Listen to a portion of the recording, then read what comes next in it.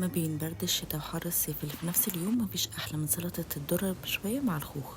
وبما إن ده موسم الخوخ حاولوا تستفيدوا من فوائده وتعملوا منه وصفات كتير.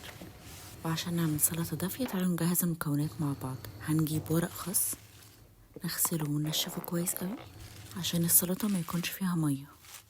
الميكس بين الأخضر والأحمر لذيذ جدا وبيزود مضادات الأكسدة. الخوخ لما بيتحط على السلطة بيكون طعمه حلو قوي بالذات لما يكون مشوي. نقطع الخوخ كبير شوية عشان يستحمل الشوي ونسيب شوية من غير شوي على جنب. في طاسة على النار نضيف الخوخ وهو ما بياخدش وقت خالص في السوا. أول ما ياخد اللون الحلو ده نطلعه على طول، بتكون ريحته ولونه وطعمه حلو قوي. تاني مكون أساسي في السلطة هو الذرة المشوي. الذرة المسلوقة من جرين هاوس هتوفر عليكم الوقت وجاهزة للشوي على طول. هنحطها في نفس الطاسة تاخد لون بس من كل الجوانب.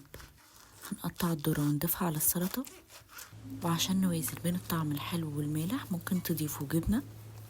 أنا هنا بشرط جبنة سوري. وعشان مفيش تتبيلة للسلطة دي رشة عسل جبل مليانة فوايد وهتخليكوا تحسوا بطعم الذرة والخوخ في السلطة. جربوا الميكس ده وقولولي رأيكم فيه وقولولي بتحبوا تاكلوا ايه في الوقت ده، وبالهنا والشفا.